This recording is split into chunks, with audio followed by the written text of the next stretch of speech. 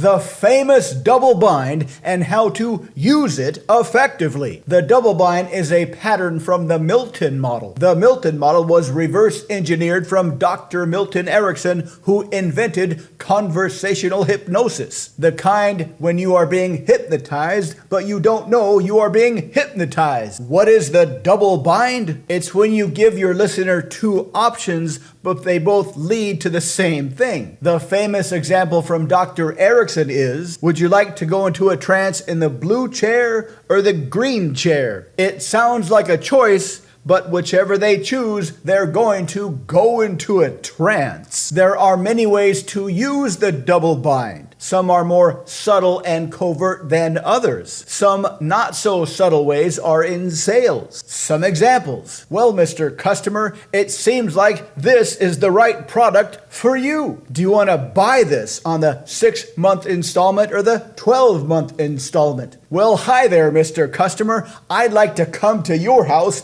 and sell you some life insurance. Which is better, Tuesday morning or Thursday afternoon? You can make this choice a little bit more easier on the customer by making one choice much more preferable than the other choice. This leverages the law of comparison and contrast from Dr. Robert Cialdini. Hello, Mr. Customer. I'd like to visit you in your home to sell you some life insurance. I can come by Tuesday afternoon and pitch your life insurance plan for an hour and a half, or I've got 10 minutes available on Thursday morning. Which is better for you? You can also use the double bind comparison technique when asking girls or guys for their phone numbers. Hey, I really enjoyed talking to you, but I've gotta go. I'd really like to see you again. What would you rather do? Give me your phone number or your social media contacts. Hey, it's me. We met in the bar the other night. I'd like to see you again. I've got tickets to a concert on Tuesday, or we can meet for a drink on Wednesday. Which is better for you? Another way to use the double bind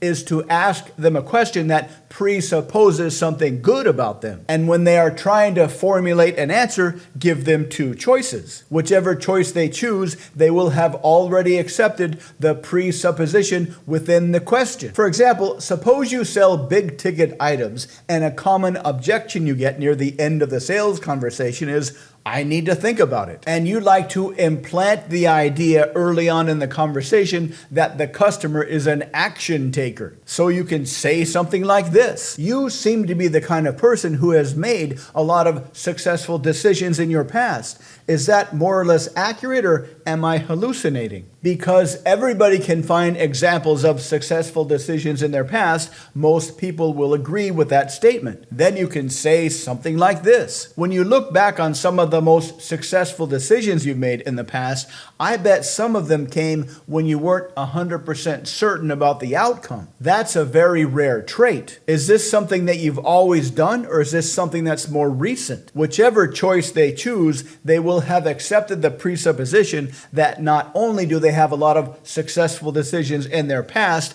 but they're the kind of person who can make a decision when there's still a little bit of uncertainty. This will help to decrease the probability of the I need to think about it objection. This combines the Dale Carnegie technique of giving them something to live up to, a question that presupposes that positive trait, and a double bind that validates that positive trait. Now, you seem like somebody who is always trying to improve your life. That's unfortunately a pretty rare trait these days. Most people are content to kind of drift along and hope some good things just passively happen to them. But you seem different. Am I just imagining this? Or are you a rare individual who has made the decision to become the author of your life? Have you always been somebody who is interested in human nature and persuasive language patterns? Or is this something more recent? Of course, one of the ways to do this is to visit mindpersuasion.com.